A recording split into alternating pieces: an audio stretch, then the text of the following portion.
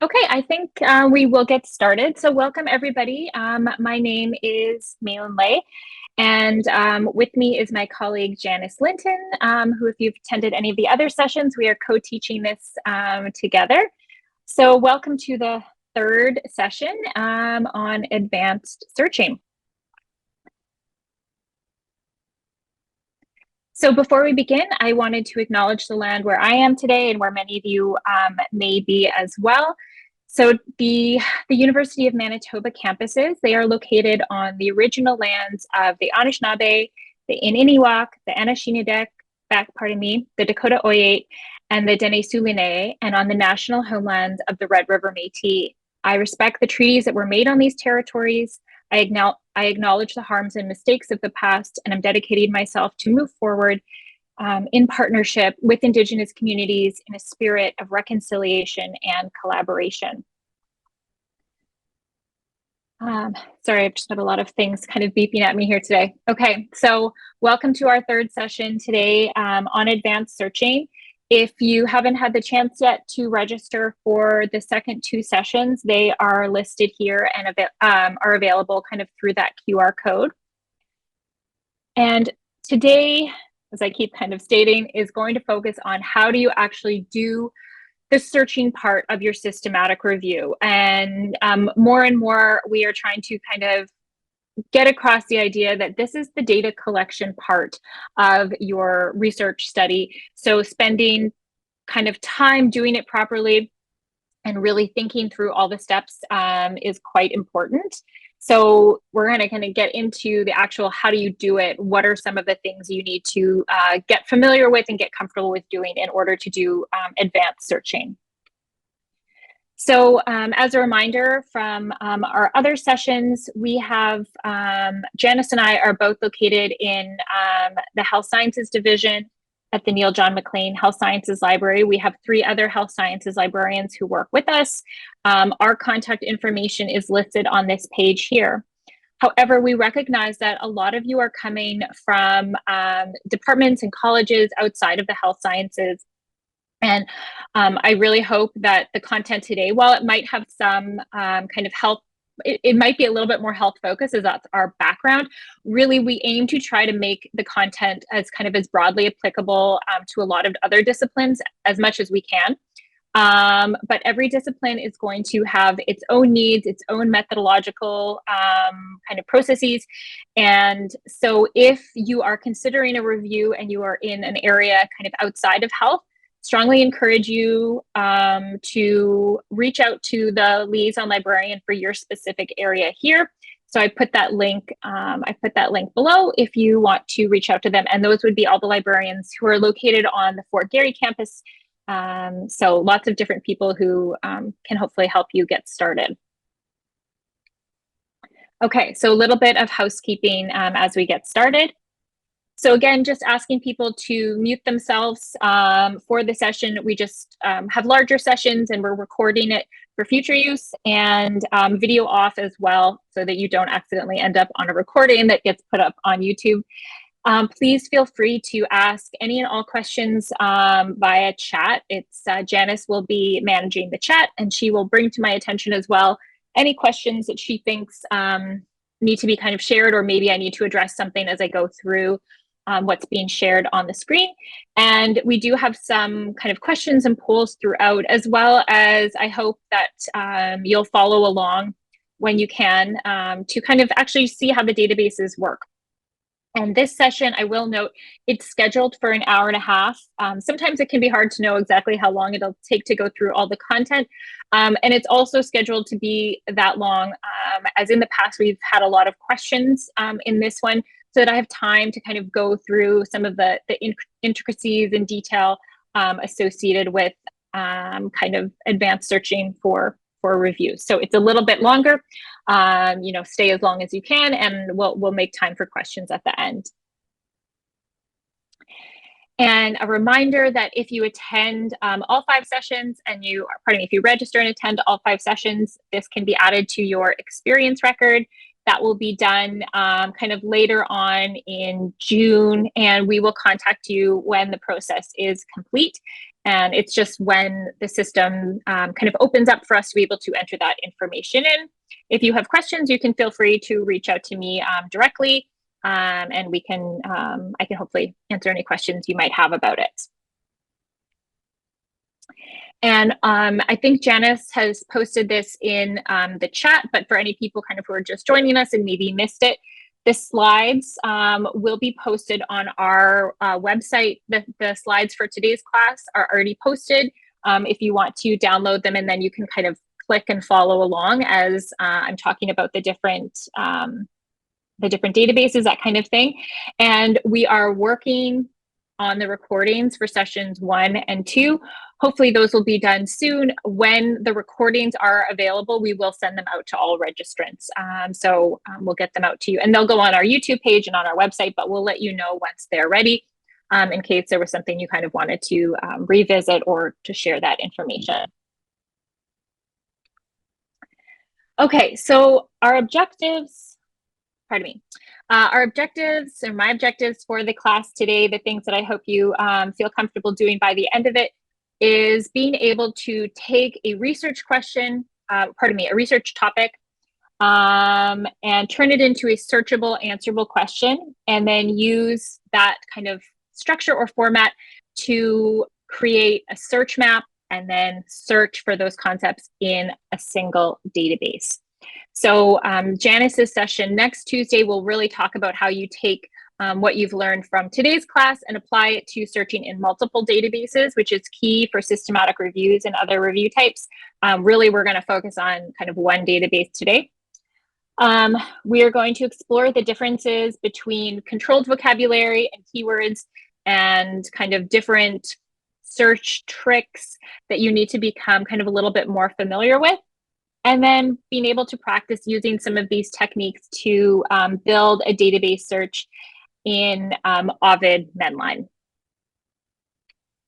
So before we kind of get into some of that content, I wanted to get a sense of what everybody's kind of background is, just so I have a little bit of idea with some of the concepts that we're going to be talking about today.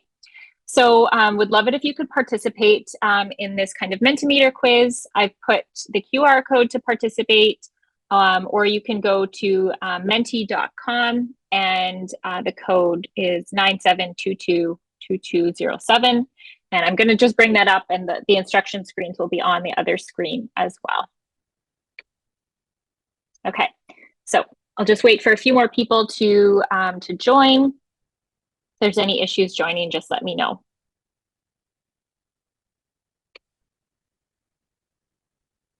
Okay, so here we go.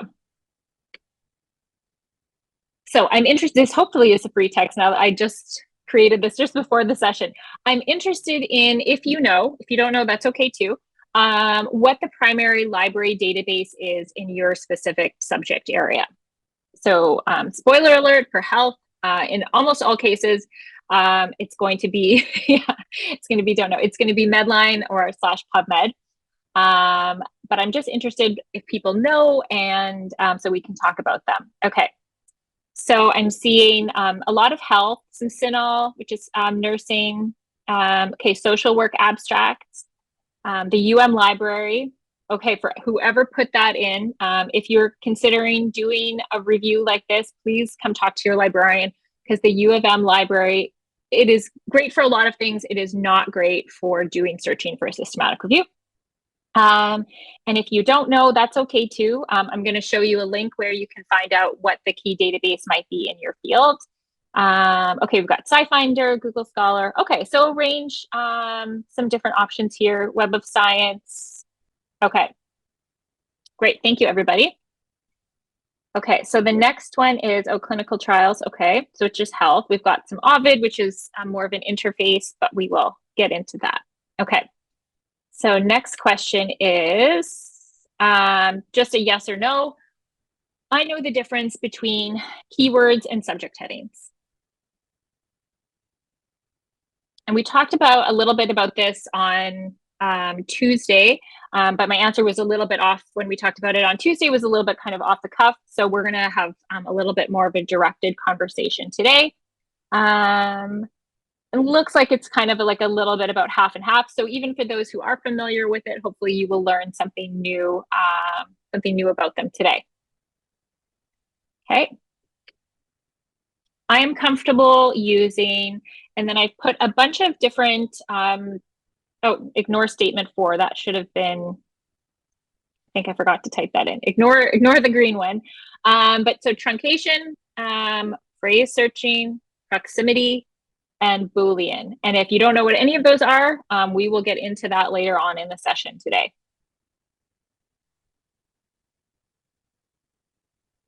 Okay, so most people, or maybe a little bit over, kind of phrase searching is definitely the one that people are most familiar with. Okay, and that's about what I would expect.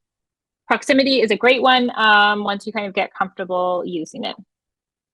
Okay. I know how to locate search filters. Again, don't worry if you don't know what a search filter is. Yep, put that in there.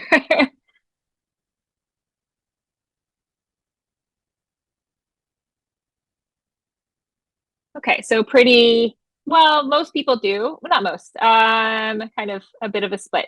So still hopefully something to learn for everybody in the session and kind of more for others. So we will get into what they are and where you can find them. And last one, I know what explode means for searching databases.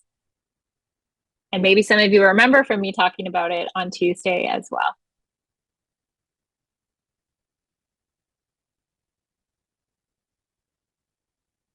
Okay. So that one's almost a kind of a half and half. And I think that was my last one. Okay, thank you everybody for participating. Okay, so the outline for the class today.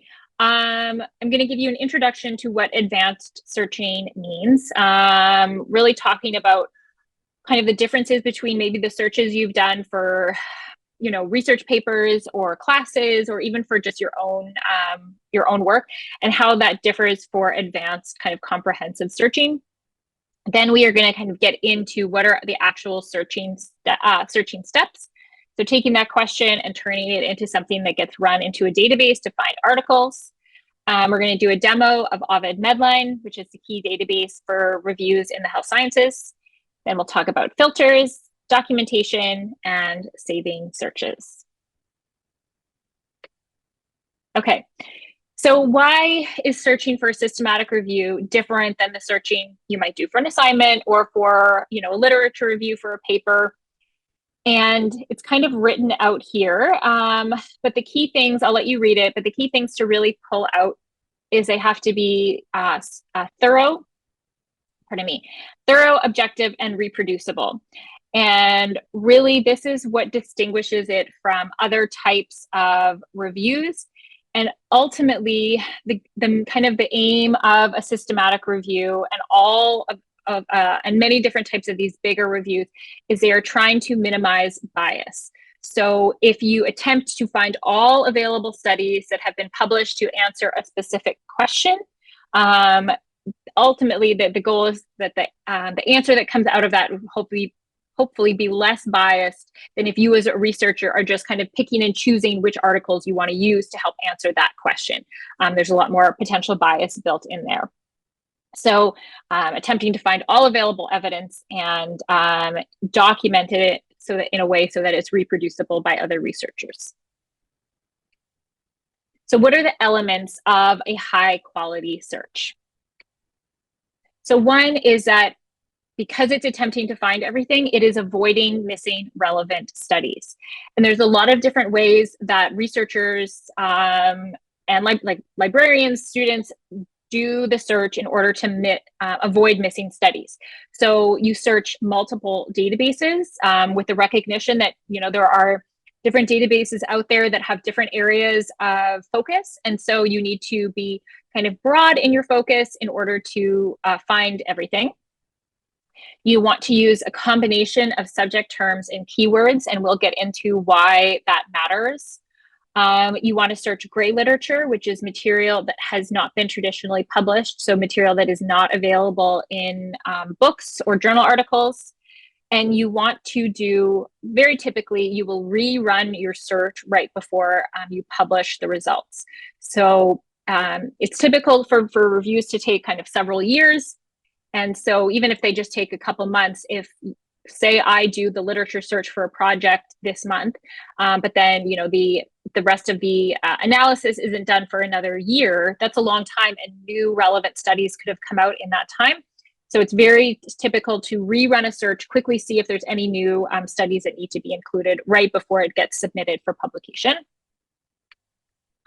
So a high quality search avoids potential bias. Again, these reviews are all attempting to avoid as much potential bias as possible. It's transparent and reproducible. We talked a lot about this on Tuesday, and that's by documenting things and making that data readily and easily available, and is consistent with established reporting guidelines. So we talked about this on Tuesday as well. I'm linked out here to the reporting guidelines for the searching component in Prisma. So kind of showing that you've done that work and showing where you have reported on it. Okay, so those are the elements of a high quality search. What are these steps involved in actually doing that search? So the first is you want to use a framework and you want to turn your question into searchable concepts. You then want to plan out your search. So often that can involve like a lot of brainstorming and kind of doing what we call kind of quick and dirty searches before you do your actual search. But you really want to plan things out. And to do so, you want to identify and choose appropriate databases for your topic of interest. You want to identify what your gray literature sources are going to be. And then you want to start doing that draft search. And I put very specifically the word draft search here because this is where the search can change quite a bit as you try out different things. So you are identifying potential subject terms and keywords for each of your concepts in your research question. You are working to combine those concepts together in a way that kind of works successfully. You are using, when appropriate, limits and filters. So limits and filters, I have some slides on this later on, are essentially pre-built lines of search for commonly commonly searched topics. So if, for example, there are search filters for if you only want to include randomized controlled trials in your studies. There are search limits if you only want to include Canadian populations or only want to include pediatric populations. So those are elements of research questions that get used frequently. So there are these limits that have been created to help kind of streamline that process. So you're not kind of reinventing the wheel each time. And often these limits go through a validation process to ensure that what they say they are attempting to find, they actually do find. Then you want to test your search and ensure that you're finding the articles you think you should be finding. And this can also be done through discussions with the rest of the research team. Have I included all the appropriate terms? Is there anything that is not relevant that I should take out? Anything I'm missing? And also testing is how do you, if you know, sometimes it's very common for research teams to know ahead of time at least a few of the articles that they want their search to include, their final search. And the reason for that is, well, you have content experts on your team, and so they will know, most of some, if not most of the research in that area. And also just from kind of quick searches that you might be doing to kind of get an idea of terminology being used. And so you can then use those seed articles, those articles that you've identified that you want your search to locate. Once you've built your kind of search, you can test to ensure that you actually find them at the end. So like, how successful is this search? And that will help you make kind of any necessary changes. Okay, so those are the steps. So now let's kind of dive in by how do you develop your question using frameworks. So there are a lot of different frameworks out there. They can vary between discipline. And really they are just about how do you take an area of interest and turn it into hopefully an answerable question. So it's not that you necessarily take every element here and turn that into something that gets searched in a database. A lot of times it can be really just helpful for the researcher, for you, for the student to clarify what you're interested in and what you're not interested in. So one of the most common one in frameworks in health sciences is called PICO or PICOs. And what this does is it stands for kind of each part of a question, and then you want to essentially fill this in. So for PICOs, P for stands for population. What's the group or the individual that is being studied? I is your intervention. What is being introduced that you want to study? So that can be a new drug, it can be a surgical technique, it can be a new kind of program, it can be a strategy. What is being introduced that you want to see how it's doing? Comparison is what's it being compared to? Is it a standard treatment? Is it placebo? Is it another intervention? You don't always have a comparison, but sometimes you do. Outcome, what are you specifically interested in measuring? And what do you want to see? And sometimes it's very broad. It can just be improved health outcomes. Sometimes it's very specific. So your team needs to think about what outcomes are you interested in including in the study. And then S stands for study design. So if you're, for example, only interested in randomized controlled trials, you would put that here. If you're interested in any study designs, or say you're interested only in, cohort studies, or you really would just indicate if you're very specific about what study types you want here. So in my question here, what is the effectiveness, of non-surgical interventions on shoulder pain, range of motion and function for managing adhesive capsulitis in patients with diabetes? So that's already a great question, but then in pulling out from there, which of these is kind of in the PICO here? So our population would be diabetic patients with adhesive capsulitis. Our intervention is we want to look at non-surgical interventions for shoulder pain. Our comparison, it's not really indicated here. If you go in and see the study itself, they do have a comparison, which is they're interested in comparing multiple interventions against one another, or a placebo. Their outcome is they want to see an increased range of motion and increased function. And their study type is RCTs. So each little part of that question, we can pull out and kind of populate this PICO here. Some other kind of frameworks that can be used. So this is one from the sciences. So PECO. So again, population. In this time, it's exposure instead of intervention, comparison, and outcome. So what are the impacts of reindeer or caribou on Arctic and mountain vegetation? So this one, because this is not my area, I had to kind of dig in a little bit and figure it out how they kind of slot into these. So in this case, the population is actually the vegetation in these alpine and subalpine areas. Your exposure is the herbivory by reindeer and caribou. The comparison is no more or no less herbivory by reindeer, and your outcome is a vegetation change. So really it can be adapted depending on your subject area.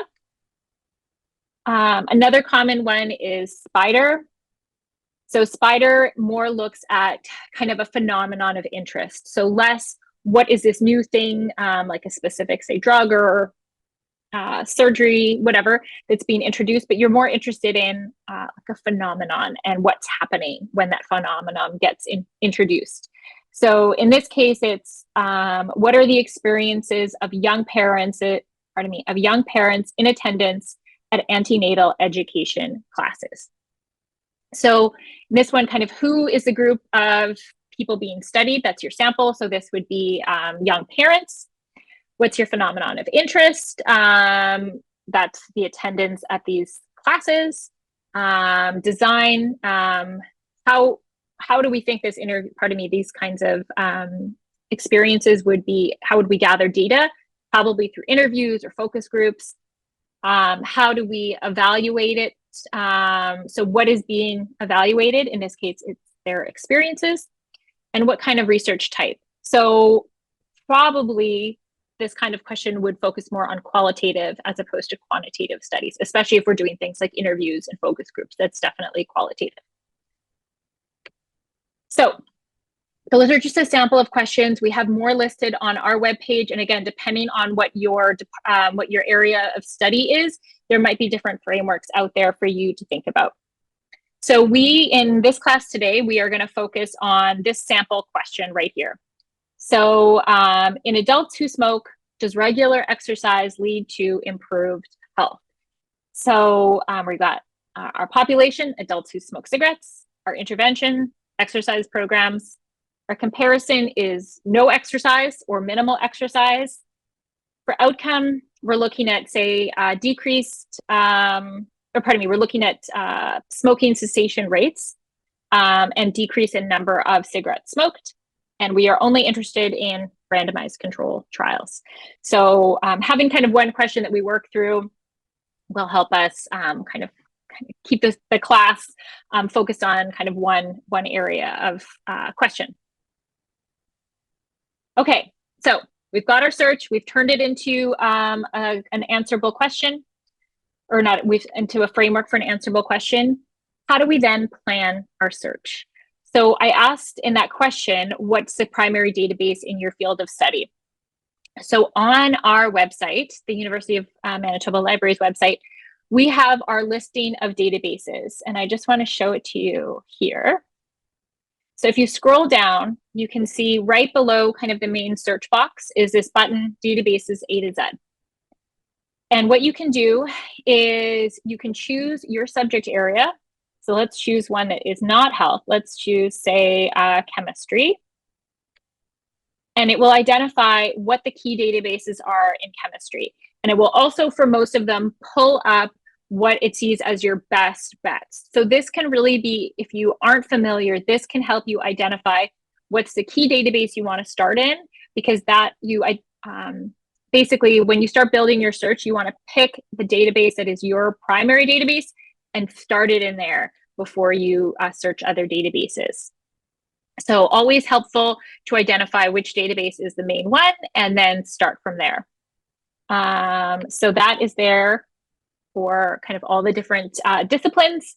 And sometimes for interdisciplinary, it can be a little bit tricky, but usually in that case, go look at the databases for like as many subject areas that fit within your interdisciplinary, and that should give you kind of a good idea. Okay, oh yeah, and I have the link there for you.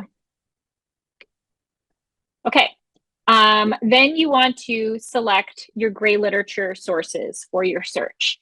So I've linked out to a couple of different resources. One is Gray Matters. This is focused on the health sciences, but it is a listing of different organizations and associations that publish gray literature that you can kind of basically have this document, and it's almost like you go through a checklist to say, I searched here, I didn't search there. Also have a resource on how to actually kind of go about searching gray literature and kind of documenting it throughout. We talked a little bit about that on Tuesday as well. But really, a lot of the time, what it comes down to for searching gray literature is doing some really great Google searches. And you can go and, it's helpful to go and browse through websites or associations or organizations that are key in your area. So say, for example, you are, a social worker, and there are 2 or 3 major conferences that happen every year. One that happens in the States, one that happens in Canada, one that happens in Manitoba, for example. You might want to go and look through their program each year for their conference, just to see if people are presenting on the topic that you're interested in. So you can do that. If you know kind of your field, you can identify it that way. Also doing some great Google searches, not Google Scholar, Google. And this link here has some ideas for how to do that. So kind of better ways than just putting the words that you're interested in into the search bar and seeing what happens. but how to do that a little bit more in a structured way and to be more successful in what you're finding. And also there's some tips here on how to better document your process as well. Okay, so that's kind of hopefully the background. Now we're going to get into like actually creating that search. So you want to, for your search, identify your subject terms and your keywords for each search concept. So subject headings, what are they? How do they work? So subject headings are a controlled vocabulary. So what that means is they're standardized language. You can't just make something a subject heading. They are determined by different organizations. And there are ways that databases, basically databases use them to help organize the records in a standardized way. And I've listed two common ones here. MESH stands for medical subject headings. It is used in Ovid, MEDLINE, and PubMed. Mtree is used in Embase, which is a database for pharmacy and kind of more international coverage. So having this standardized vocabulary helps ensure that there is consistency, and because people can use such different terms and terminology to describe the same thing, and language changes over time. So how do we account for that without having to be aware of all those changes and all the different variations of ways that people describe something? They also improve the accuracy of the search because they show what an article is actually about, as opposed to just the words that get mentioned in an article. And subject headings are arranged in a hierarchy, which shows you how terms are related to one another. So I'll show you that in a second, but just want to emphasize, not all databases use controlled vocabulary. Some of the key ones in health do. So like Medline, Embase, CINAHL all use subject headings. I know that some in the sciences do as well. If you're unsure, look around. If there's something on the website or the database that you're using that says something like thesaurus or subject headings, that means they use subject headings. Scopus and Web of Science don't use it, so you don't have to worry about it there. As I indicated, they describe what an article is about, again, rather than just an exact mention of a word, which is what keywords do. And so the way that it works is when an article is published, it gets assigned, it varies between, let's just say between 10 to 20 subject headings. And what's important to remember is that subject headings are applied at the most specific level. So what does that mean? I'm going to show you this one. So in all my examples here, I link out to PubMed just because it's easier to see the subject headings in PubMed and everyone can access them. Okay, so here we have an article about healthcare utilization for people in Manitoba. So if you scroll down, we're just going to ignore that abstract. Okay, so I'm going to go to the subject terms that have been applied to this article. So these, let's say, I don't know, 10 terms describe what the full text of the article is about. You can see that only the subject heading of Manitoba has been applied. This is what I mean about being at the most specific level. It is not given the subject heading of Canada. So if we just searched with the subject heading of Canada, it would miss this article because Manitoba is more specific. So we just need to be conscious of that when we are creating our searches. And that's part of the reason we use subject headings, is to kind of account for these variations. And I have some more example here as well. Oh, okay. So again, PubMed is an easy way to see the subject headings. You can also click on them and read more about the term. So if you wanted, let me just pick a different one. Let's pick sexual and gender minorities, for example. You can search from a subject heading, you can search it in PubMed, or you can go and look at its entry as a subject heading, and it will give you a definition of the term. It will give you all of the kind of essentially what are basically keywords that are captured under this single subject term. And this is actually a good one because you can see that this is a very extensive list, right? and it is captured under a single subject heading. So sexual and gender minorities, you search one term, and it will automatically search for all articles that may use these keywords. And again, a very extensive list so that you don't have to always think about all those variations. And it also shows you further down, this is what I meant about the hierarchy. So you have sexual and gender minorities, and then under it, kind of like within it, like a tree, are these three. So gender nonconforming persons are a type of sexual and gender minorities. Intersex persons are a type of sexual and gender minorities. So they're related. So that's what the hierarchy kind of shows you. So for a systematic review or other comprehensive review, you want to include subject headings and keywords. And related to that is the use of explode and focus. So explode will search the subject heading and all of the subject headings underneath it. So as an example, for this one here, when I search Canada, and if I explode it, it will search for articles that are about all of these individual provinces. And so remember what I said about articles being applied, subject headings be applied at the most specific level.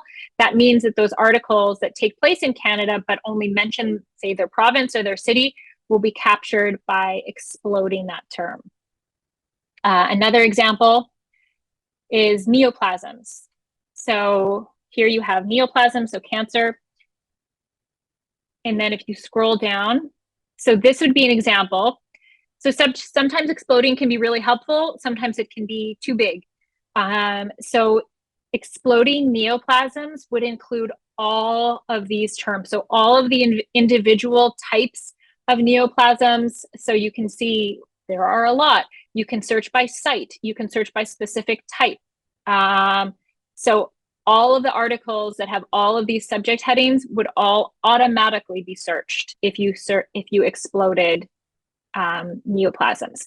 So what that means is when you're building your search, look carefully about what is underneath your subject headings, like what's underneath it in this kind of hierarchy, and see whether it's appropriate to search them or not. So sometimes good, not good, sometimes helpful, sometimes not as helpful. If you see this in a database, focus. So focus will narrow down your search to where the subject heading is the main topic of the paper. So sometimes this can be helpful if your subject heading is incredibly broad and you know that it's just too big. So it's not as used as much in systematic reviews because you're attempting to find everything. And so sometimes that means you have to look through a lot of irrelevant stuff, but it is important just to know if you see it there, and I'll show it to you when we look at Ovid MEDLINE later on. Okay, so I wanted to give you some sample subject headings and keywords just so you can see the difference. And I know that this isn't our topic, but I wanted to just kind of have a broad example. So if you had a concept of addicted to drugs, these are different keywords you could come up with to describe that concept. So drug use, drug dependence, addicted to drugs, et cetera, et cetera, et cetera. Lots of different ways to describe drug addiction. The subject heading in PubMed and Ovid MEDLINE is substance-related disorders. So that captures all articles that are about drug addiction. In Embase, the Emtree term, drug dependence. In CINAHL, theirs is substance abuse. So you can see they're very similar, but they're different. So that's the fun of subject headings, is that they vary between databases sometimes, but not always. So you kind of just have to be comfortable looking for them in each one. The other example here is kind of an age. So if you were, say, interested in a specific age range, people 13 to 18 years old, keywords would be teens, youth, teenagers, and instead the subject heading would be adolescent. It's the same one in Embase, and in CINAHL, it's adolescents. So again, slight variations and just being broad. If you have an article that has been given the subject heading of adolescent, you know that it is about adolescence, as opposed to just the word youth, for example, is mentioned in an article in one time, right? So that's kind of the difference. You know the article is actually about this concept if it's assigned a subject heading. Okay, so why in a systematic review do we have to use both? And I get it. It feels like a lot. But what happens is that you can have articles that have an incorrect subject heading applied to them. So in this one, this is an article on Winnipeg's North End, well-being measure using social innovation to drive community measurements. Okay, so this takes place in Point Douglas. It looks at developing a community-based tool to evaluate what's important to Point Douglas families. And in the conclusion, it demonstrates the benefit and challenges of Indigenous social innovation and will benefit future iterations. Okay, so that's the topic of the article. If you scroll down to the mesh terms, you can see that it is missing a lot of information. It is missing, the location. So it's missing the fact that it took place in Manitoba and Canada. It's missing kind of the fact, like it's the subject heading of Alaska Natives has been applied, even though that is not actually the community that's being studied in this article. So what's happening is that sometimes it used to be applied by humans, now it's applied by computers, and so incorrect mesh terms or subject headings can happen. So you want to then ensure that you counteract that by having keywords, say, that include the words Winnipeg to make sure that you're not missing anything. You can also have articles that never get subject headings applied to them. So this one is a Winnipeg study on teachers' perspectives on food allergy, a qualitative analysis. It does not have subject headings applied to them.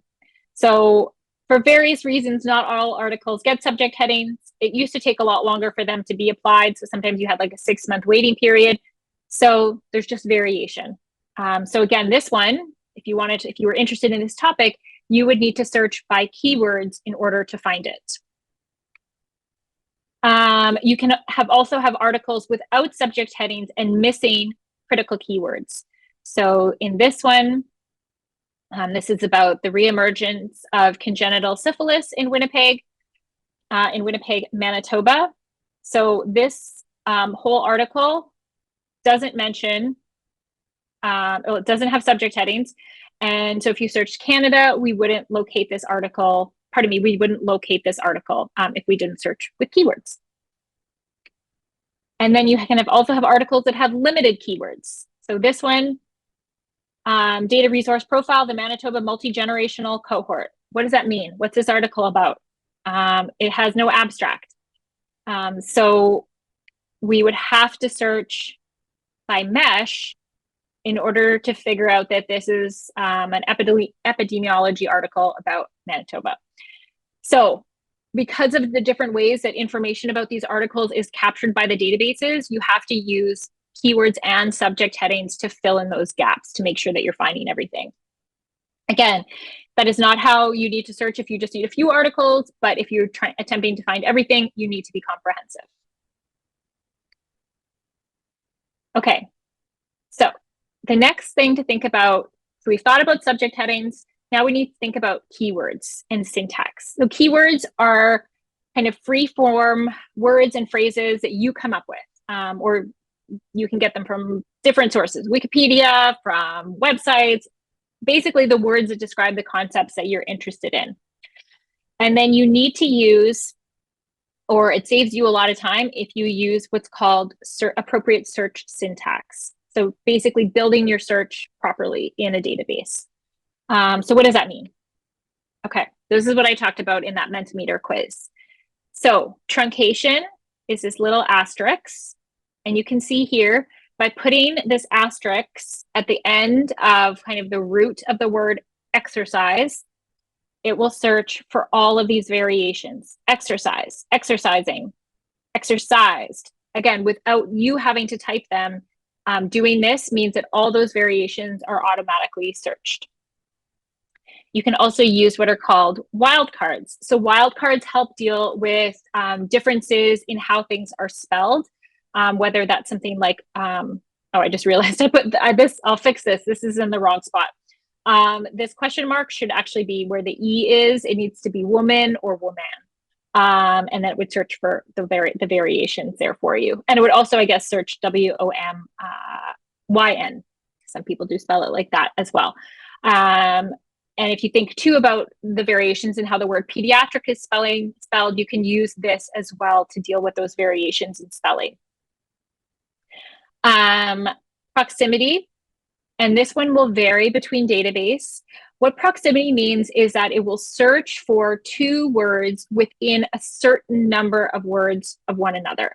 And so I've put the example here of women, and ADJ2 means within 2 words of the word exercise. And what that means is it would capture this article, women who exercise programs for women. It would capture both of those, again, just by doing this. Again, that will vary between databases how you write that. It can be really helpful for concepts where it's not a clearly defined, like where you would use phrase, what are called phrase searching, where you have 2 words side by side, like exercise program. So these kind of complement one another. And I don't remember all of this. I remember in Ovid MEDLINE this off the top of my head, but this varies from database to database. So when you're building your search, being aware of how that database how you can build your search. This is a really helpful one. It's from Dalhousie, and you can see, let me make it a bit bigger. It has the main, some of the main databases up on the top, and then it tells you how each database handles that variation. So sometimes if you're working on a search, this can be handy to just kind of have up to remember how to do these steps. It'll also tell you, for example, which of these have subject headings, how you search and say title, just a kind of helpful handout essentially to have. Okay, so that's syntax, search syntax. The other thing you want to think about is how you combine your concepts together. So remember that using or between your keywords or your terms will always make your search bigger, and they should be used for similar terms. So they will expand your results. So if you used or here between tobacco or smoking, you would find all articles about tobacco, whether they are related to smoking or not, and all articles about smoke. Oh, sorry, let me restart that sentence.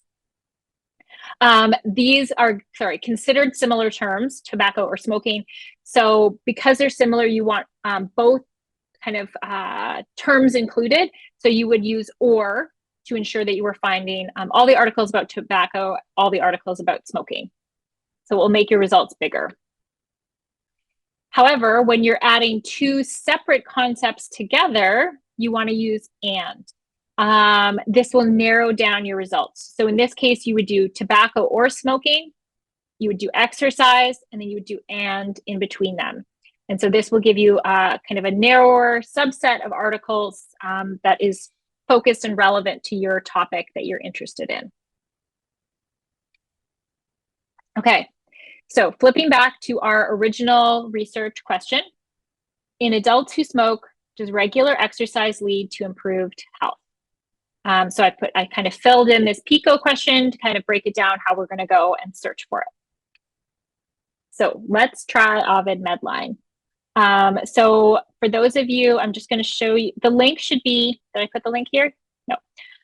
You can go to, on our library homepage. If you go databases A to Z, and then put in MEDLINE, it's the very first one there. And let's quickly log in here.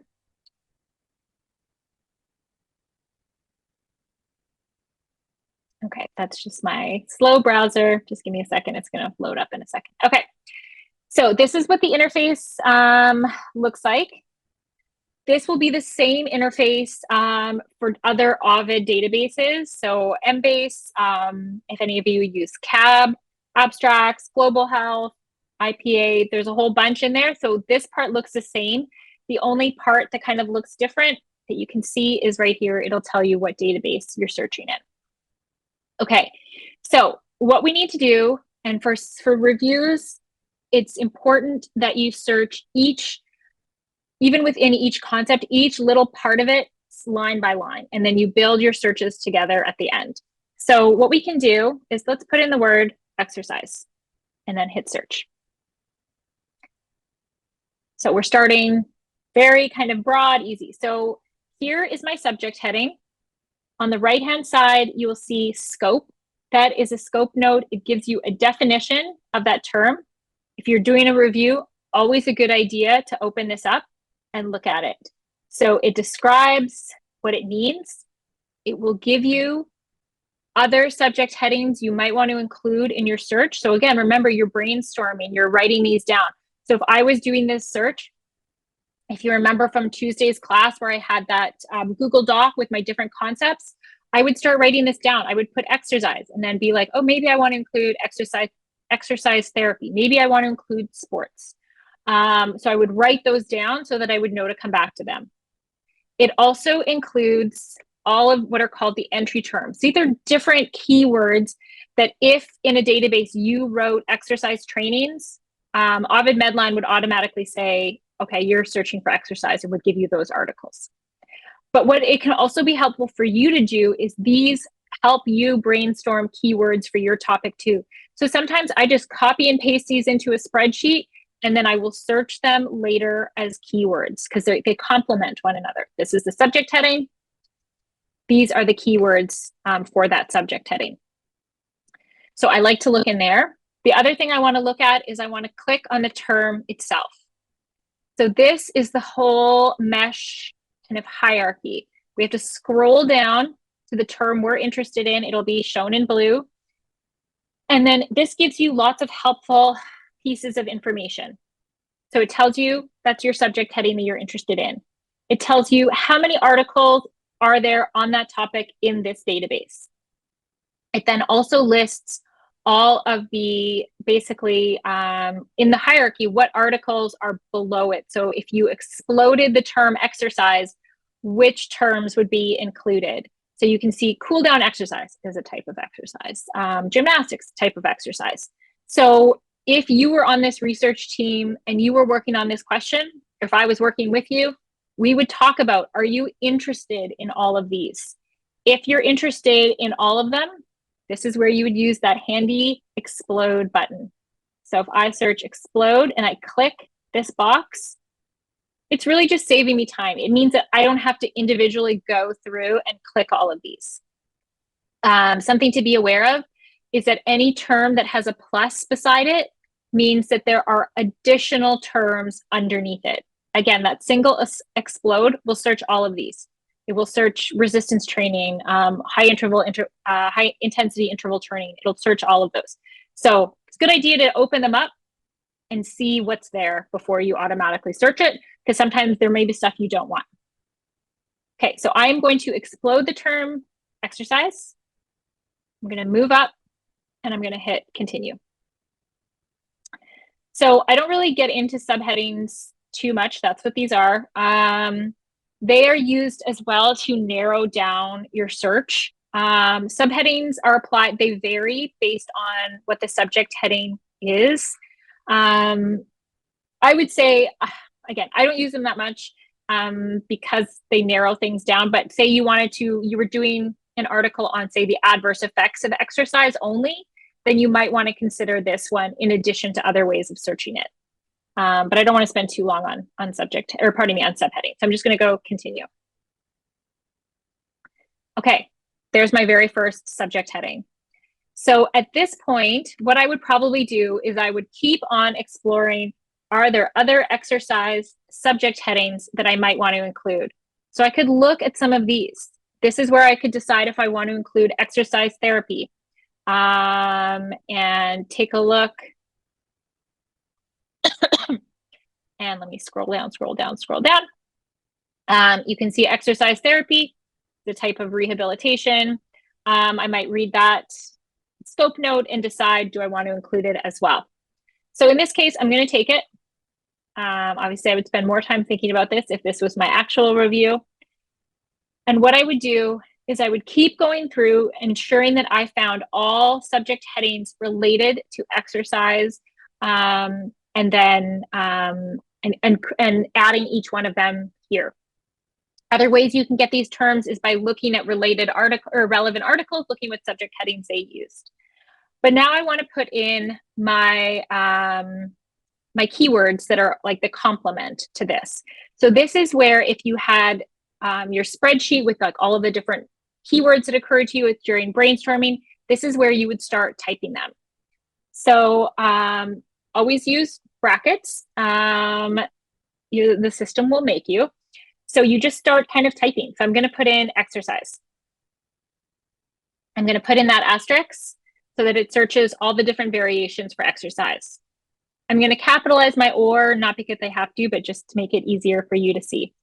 And this is where, again, now I'm just going to start. I'm going to put in, let's say, running or jogging or dancing.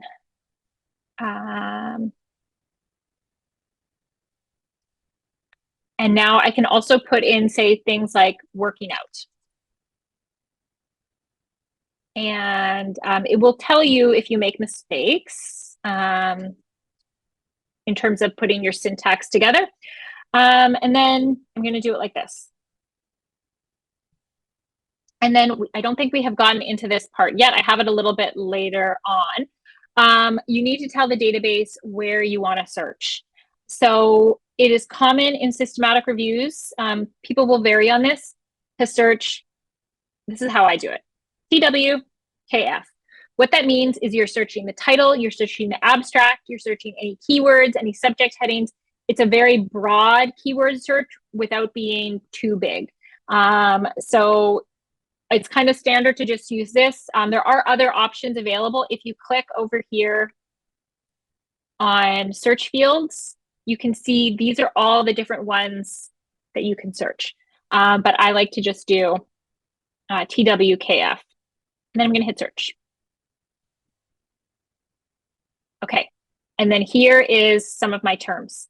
I also want to show you proximity. So if I search for, let's say, let me think of kind of a good one. Physical ADJ to activity. That will search for active physical people, physical, anything that has the word physical and the word activity or activities within 2 words of one another. Okay, so you can see I'm building up a concept. So what you do is for each of your concepts in your review, you build up each line of text to make sure that you're capturing your area in all the different ways that it can be described in the literature. And then once you kind of feel like one concept is done, you use or to put them together. So you can do it like this, 1, 2, 3, 4, and then go or. In order to make my searches, because sometimes they can be really long, I like to be really clear about what I'm searching. I'm searching lines 1 to 4, and anything you put in square brackets, the system doesn't, it's like almost like a note, it's like a tag. This is my exercise concept. You won't think that will come in handy, but it will, having it noted like that. And then hit search. Okay, so here's my first concept done. Done. This is not a full review, but it's just an example. And then I can move on to my second concept, which would be tobacco cessation. So again, let me put in some ideas. Tobacco cessation. Hit search. And okay, it tells me this is the subject heading to use. I would read the scope note. I would see, okay, this is the different way this is described. And look, what I can see here, this is important. So this is about smoking, chewing, or snuff use. And they note that smoking cessation is also available. So tobacco use cessation is about tobacco, but smoking is its own kind of separate thing. And so you would want to also add that into your search. So if I click on tobacco use cessation, I'm going to follow the same process. I'm going to scroll down. There's tobacco use cessation. You can see only 1,500 articles. I'm like, that seems awfully small. And then if you look at smoking cessation, okay, well, this is where all my articles are. So again, the more familiarity you have with your field, you can kind of get a sense like how many articles are there on my topic, and then hit continue. Okay, so there's that. So I'm just going to copy and paste my keyword search for this just in the interest of time. And this one, oops, sorry. Oh, it doesn't like something. Let me just see.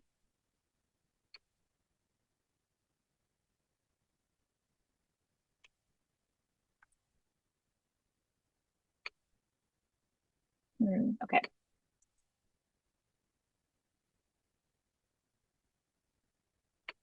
See, this is what I mean, is sometimes it just gives you some feedback that it doesn't like what you've done.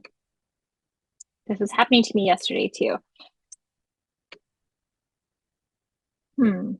Okay. I will come back to this so that we can move on. I'm just going to put in a very quit ADJ3 smoke.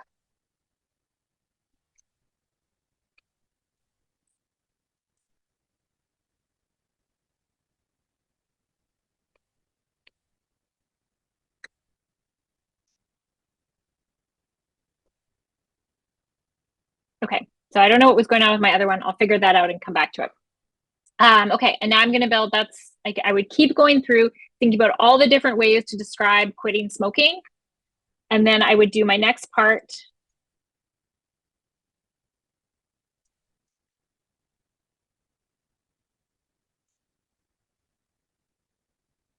Okay, and then hit search. So it will only show you, the default is to only show you your last 4 searches. If you click that expand button, it'll show you everything.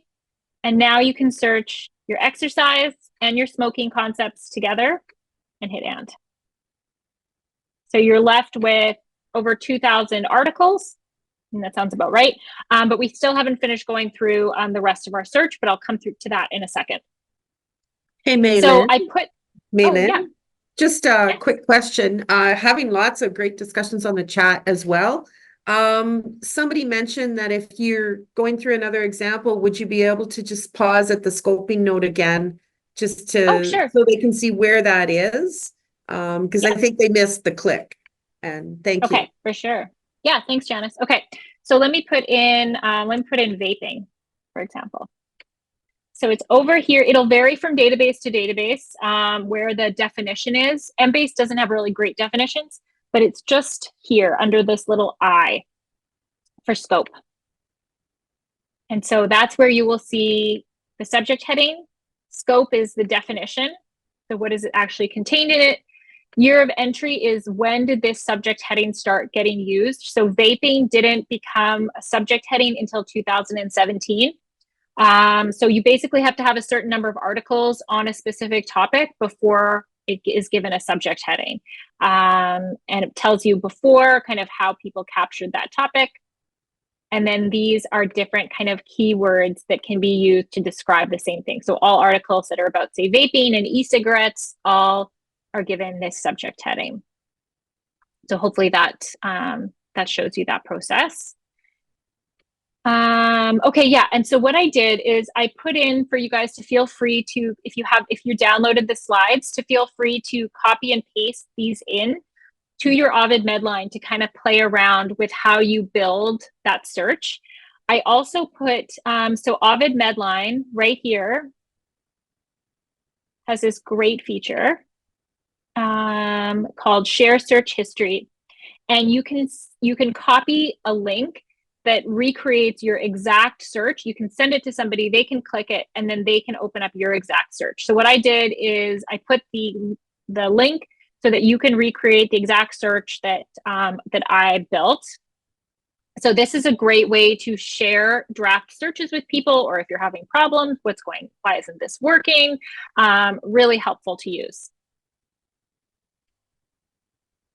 Okay, so I want to just on our search here, right? So we've got kind of our basic search, but if you remember from the PICO question, we also said we only wanted a very specific study type. We only want randomized controlled trials.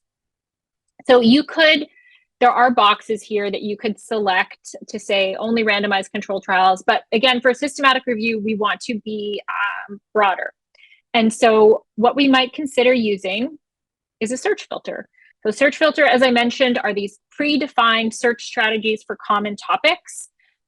They can be lots of different areas. So I listed here, for example, geographic, methodological, specific populations, even very common interventions. There are search strategies that have been created, usually by librarians, almost always by librarians, that then they make publicly available. So not all of these, I would say, are created equally, but some can be really helpful if they're used properly. I would caution that overuse of search filters can potentially make you miss out on relevant studies. So don't necessarily use them for everything. I always like to build my search with my key concepts before applying a whole bunch of filters at the end, because they just narrow things down. And some common ones, for example, the University of Alberta Library has created a great search filter page. And what they do is they have published those filters, but they are written differently for different databases. So say we went to methodology because we're interested in randomized controlled trials. We can pick randomized controlled trials, and then you can see that we can select different databases. So I can say I want the MEDLINE database because how it's written varies from database to database. So here, it's going to tell me when was this search strategy last updated? Is it validated? Again, that's studies done to assess that it's measuring what it says it is measuring or finding. And then it tells you where it got that search from and a citation for that filter, which you would have to include in your final study. And then here's the actual text. So you copy and paste this text, right here into your search strategy, copy and paste, and then hit search. So this is and then what you do, essentially, think of this as another concept, and you add it on to your concept. So I'm only interested in randomized controlled trials. This is my final set of articles. So I would go this, number 9, number 10, and. And these would be my randomized controlled trials on exercise and smoking cessation. And I listed, I'll just show you two. So some of the other ones, they have determinants of health here, climate change, gun violence, geography, Canada, other continents, very common health conditions. So like, let's say diabetes, Indigenous peoples, based on, again, where they're located geographically, specific interventions, et cetera, worth exploring for your topic. And I've listed some other ones here as well. I would say these ones have more reputable search filters to use, but remember, you do need to cite them. They are intellectual property, so you need to cite them that you have used this search filter. Okay, so you've built your search. How do you then document it and save it? So again, if you're in one of the Ovid databases, you can, and I put a picture up here, you can copy the search history details and then paste that into like a spreadsheet or a Google Sheet, something like that. And you can also use the Save All button here if you've created an account. And then you can come back to it later on, which is what I talked about on Tuesday. So I created some slides to show that process. But here, when you copy the search history details and you paste it into a Google spreadsheet, this is what it looks like. So you can see it has the name of the database. It doesn't have the date you ran it. It has the date of articles when they were last uploaded. So you need to track when you actually did it. It has exactly what you searched. and exactly the number of articles found. So this is what you would include in a final publication. You probably actually wouldn't include the numbers, but you would include this. But these numbers are important to capture because they will vary probably almost like day to day, because if a new article comes out on this topic and it shows up in the database, this number will change even if you run this exact same search tomorrow. So you want to track the numbers on the day that you run the search. So this is a handy feature of Ovid to be able to capture that. At this point, I would also probably take the link and I would paste that into my spreadsheet as well, just so that I can easily access it and come back to it later.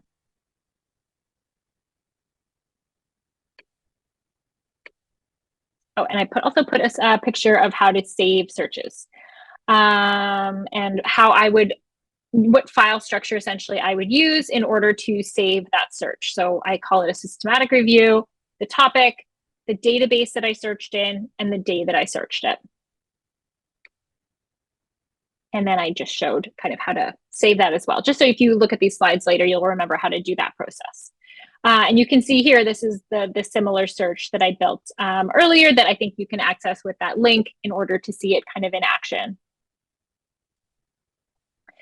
The other thing you want to do is once you feel like you have done your searches solid and you want to take all of the articles out, and then because you're going to use them for the next step of your project where you screen all of them for whether to include them or not include them in your study.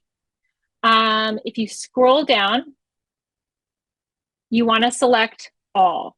So this is, again, also really different from how most people do their searches, which is where you would scroll through these articles and say, well, that one looks good, that one looks good. You can't do any of that. You need to take them all out, because you will put them somewhere else in order to have at least 2 people screening them to ensure that they either should be included or shouldn't be included in the systematic review. And you would want to hit the export button and just wait while it kind of loads. There are limits for how many articles you can take at once. I think in Ovid it's 2,000. So if you hit that limit, you just have to export it in kind of like batches. We recommend that for format, you take, where is it? RIS. This is a standard format for citations. It can be read by pretty much any citation management program. Under fields, you want to take everything, take complete reference. You want to take all the information that you can and then export it. And remember, we talked about as well on Tuesday, how to name those files so that you can access it easily later on. So I put screenshots for how to do that too. So once you've done that, actually, I should say before you export your results, you want to do this stuff. So wait to export until a little bit later on. You want to talk to your team to check the terms that you're using. So I would use this.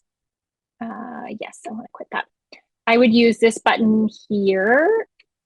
I would use either the search history details or the link, depending on who you're sharing it with, to talk about your search and ensure that you haven't missed anything or just get ideas. And one thing you can do is you can check to make sure that key articles are found. So for example, if you know that there are 3 articles you want to find here, so I've just clicked them here. They're all randomized control trials on exercise and smoking cessation. So I know just from my own interest in reading that these 3 articles, I want to make sure that my final search has them. So what you would do is that you can do it in different ways. I find the easiest way is in health, all of these articles have what's called a PMID. It's a unique identifier for this article. So I could search by title, but this 8-digit number is easier. So I just copy and paste those those numbers into Ovid MEDLINE, and then I search for them. So I'll give you this example. I built it here. Hopefully everything's kind of working nicely. And then essentially what you do is you add them onto your search to ensure that they are located by your search. So it's just going to take a second while it finds them. But you can see here, again, this is kind of the search that I built. These are the PMIDs of those 3 articles that I linked to in my slide notes. And it's just going to take a second to kind of build it there.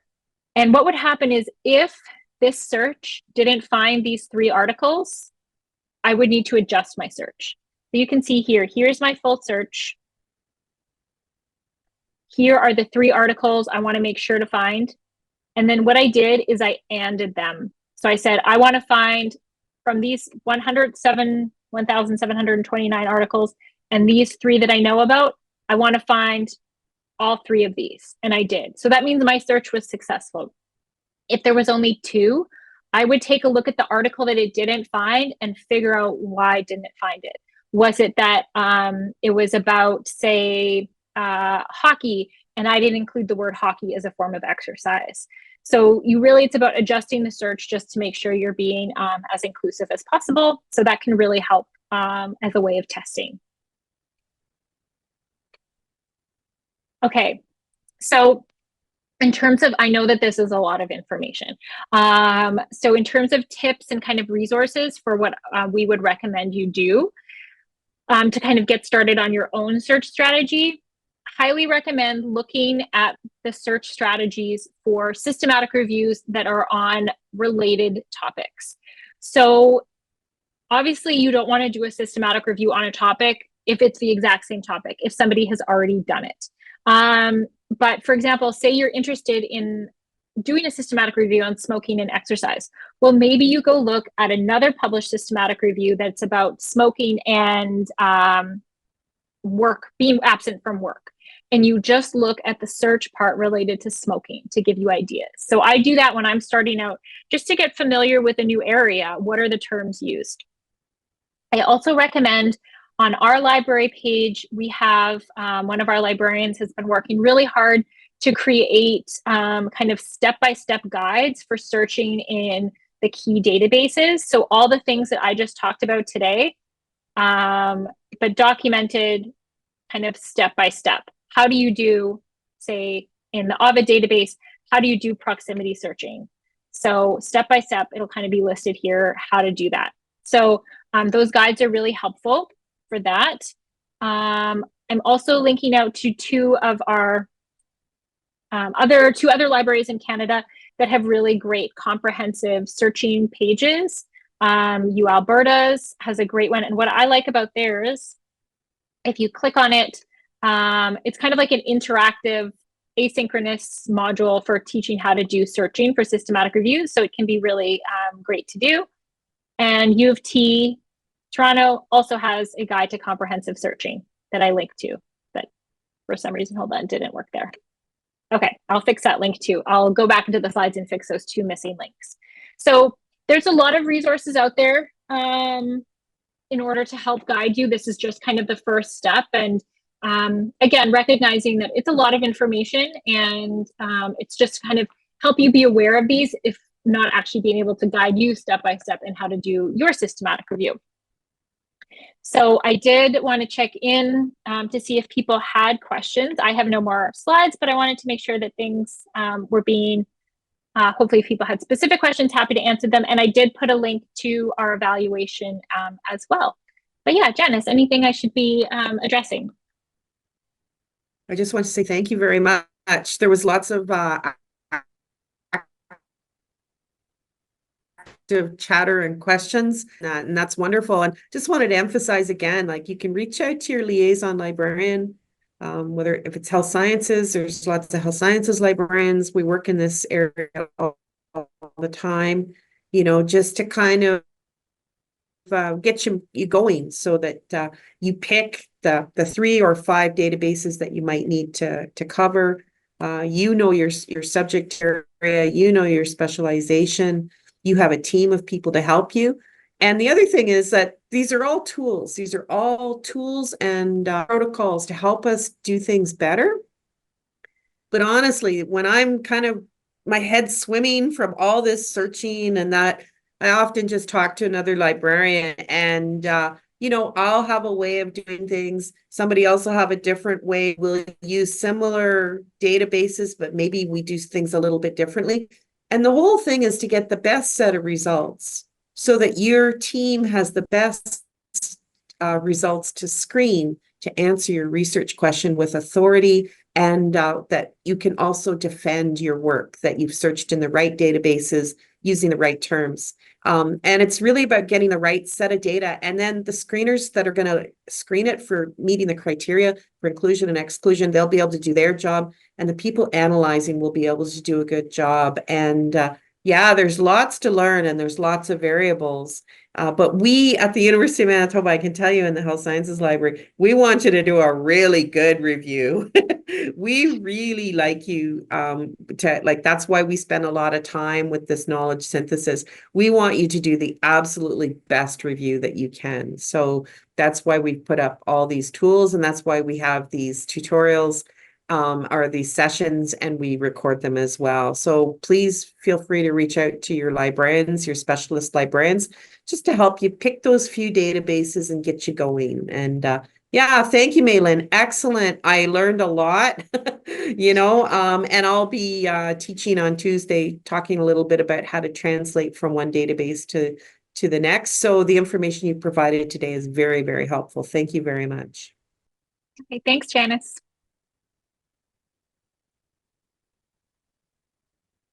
And I will fix those slides and repost them.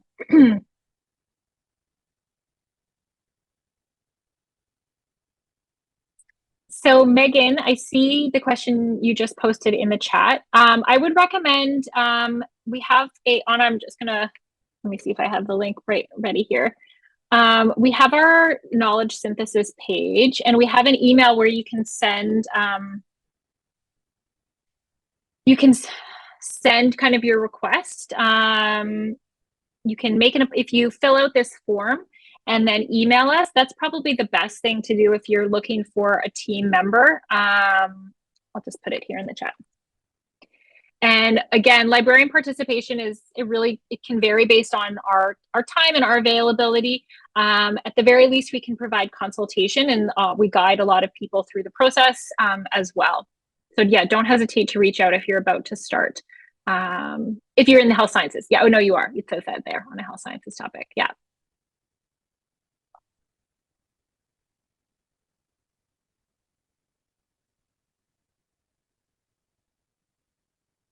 Okay, well, I don't see any more questions, but we'll see everybody hopefully back next week for Janice's session. And thanks everybody. Have a great long weekend and a good rest of your day.